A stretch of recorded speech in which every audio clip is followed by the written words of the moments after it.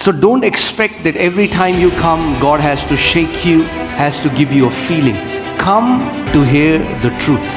तो ये मत उम्मीद करना कि जब कभी भी आते हो तो आप परमेश्वर आपको हिलाना ज़रूरी है, किसी भावना के लिए नहीं, लेकिन परमेश्वर के वचन के सत्य को ग्रहण करने के लिए आप। मेरी बात को ध्यान से समझना, मिसअंडरस्टैंड ना करना। मैं आपके लिए ये बात समझा रहा हूँ। Understand me carefully, don't misunderstand. I'm explaining. कई लोग होते हैं वो मीटिंग में हमेशा हिलते हैं। Some people are always shaking in the meeting. It's not wrong. गलत नहीं है वो। मगर आप 40 साल से हिल रहे हो। But you've been shaking for 40 years. Okay? मगर हिलाने वाले फल भी होने चाहिए जीवन में। But there should be fruits worth shaking in your life. Right? वो हिलाने वाले फल तब आएंगे, वो हिलने से नहीं आएंगे। And those fruits don't come by shaking. The Bible says transformation comes through renewal of mind. Bible कहती है जीवन बदलना मन के नए होने से होता है।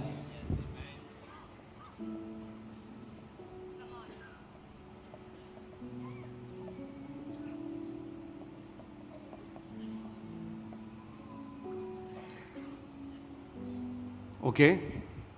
And renewal of mind happens through the truth. और मन नया वचन के सत्य के द्वारा होता है, सत्य के द्वारा होता है। जितना सत्य को आप सुनोगे, सत्य को जानोगे, सत्य को अपने अंदर ग्रहण करोगे, उतना आपका मन नया हो जाएगा। जो बाइबल के एक्चुअली में मन नया हो जाना ठीक है, राइट अगर इसको मैं एग्जैक्ट वैसी ट्रांसलेशन करूं, नया हो जाना ठीक है। Actually it's like reprogramming your mind. आपका जो मन है वो रीप्रोग्राम किया जाता है। The more you hear the truth, the more you receive the truth, the more you accept, embrace the truth, it reprograms your mind. आपके अंदर एक बिलीफ सिस्टम है। There is a belief system in you. एक प्रणाली है जो एक तरीके से किसी चीज को मानती है। There is a system in you that believes things in a certain way. जैसे कई लोग हैं वो मानते हैं कि अगर हमने दुष्ट आत्मा निकाली तो रात को हमारे बेडरूम में दुष्ट आत्मा बैठी होगी हमें अटैक करने। Like some people think, some people believe that if they cast out a demon, then the demon would be sitting in their bedroom at night. कई लोग विश्वास करते हैं अगर हम चर्च में जा रहे हैं तो हम रास्ते में शैतान हमें रोकेगा और हमारा एक्सीडेंट करवा देगा। Some people believe if we go to church, the devil will try to stop us on the way, put us into an accident. Where did they get this belief system from? कहाँ से उनको ये विचारधारा मिली है? Because they heard something. उन्होंने कुछ सुना था, they started to believe it. जिसको वो मानने लग गए। It created a belief system in them. और उसने उनके अंदर एक विचारधारा बना दी। And hear this. और सुनिए, belief system is like a tree. और वो जो विचारधारा है वो एक पेड़ की तरह है।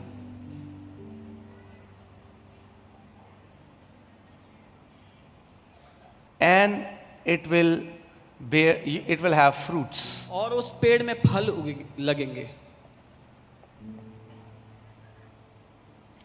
और जैसे वो बिलीफ सिस्टम आपके अंदर है वैसे ही फल भी आप खाओगे। And as you have that belief system in you, you will get fruits according to that belief system. So there are so many people, they are fasting but not changing their belief system. तो बहुत से लोग हैं जो उपवास कर रहे हैं पर अपने बिलीफ सिस्टम को नहीं बदल रहे। They've been fasting for 30 years. वो 30 साल से उपवास कर रहे हैं। 30 साल हो गए उपवास करते हैं, मगर वही तरीका सोचने का बदला नहीं जो 30 साल पहले था। It's been 30 years they are fasting, but the way they thought has not changed. It's और the वो same. नहीं समझ पाते कि क्यों परमेश्वर हमारी प्रार्थनाओं को नहीं सुन रहा। And they do not understand why God does not hear our prayers. Because transformation has to do with renewing of mind. क्योंकि जीवन बदलना होता है जब मन नया होता है या सोच बदलती है।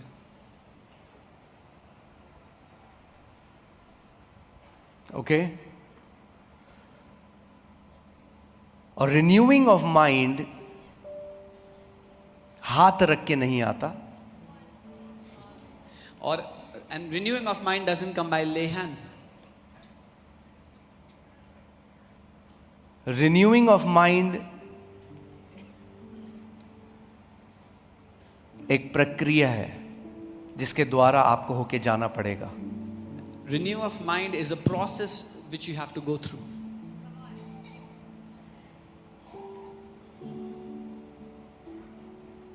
ओके इसीलिए परमेश्वर ने अपनी देह में शिक्षक रखे हैं. That's why God has kept teachers in his body. They can teach you. They cannot change your belief system. वो But आपको- by teaching and you receiving that teaching, your belief system can change. वो आपको सिखा सकते हैं पर आपके विचारधारा को बदल नहीं सकते. वो जब आपको सिखाते हैं और आप उस शिक्षा को ग्रहण करते हो, उससे आपकी विचारधारा बदलती है.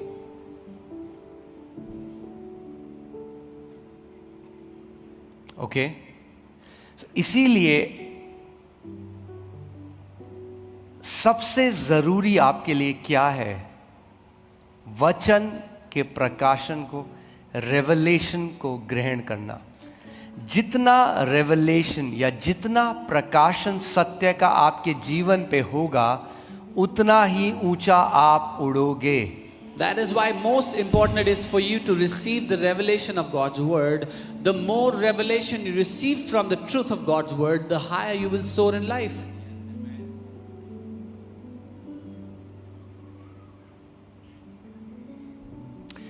I was just meditating today and I heard the Lord say this. He said, depression is nothing but the absence of light in a soul. I have never heard it somewhere.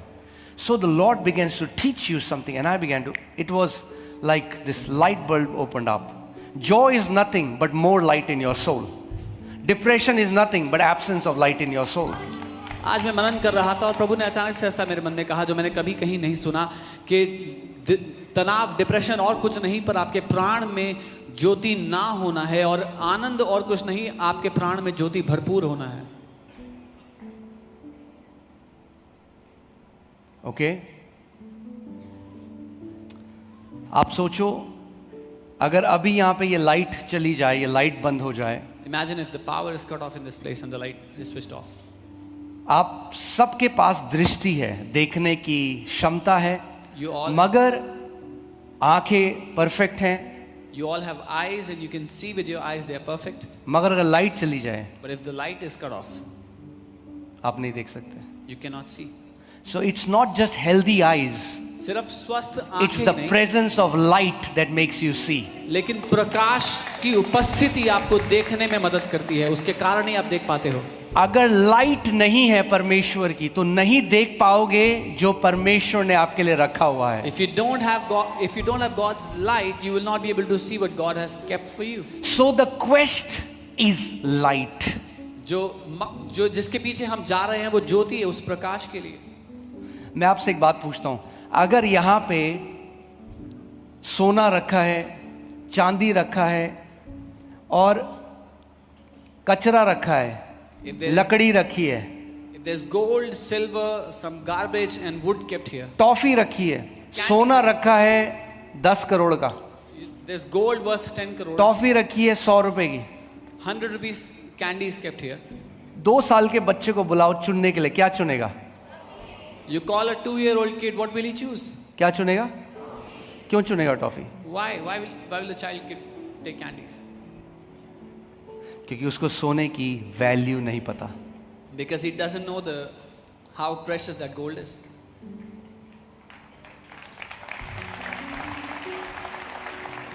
कई विश्वासी हैं वो चुनते हैं जो सबसे निचला है, जिसकी परमेश्वर के राज्य में इतनी वैल्यू नहीं है. Some believers pick that which is the least, that which has no good value in the kingdom of God. Do you know what God says is the least in God's kingdom? आप जानते हैं परमेश्वर क्या कहता है उसके राज्य में सबसे छोटा क्या है?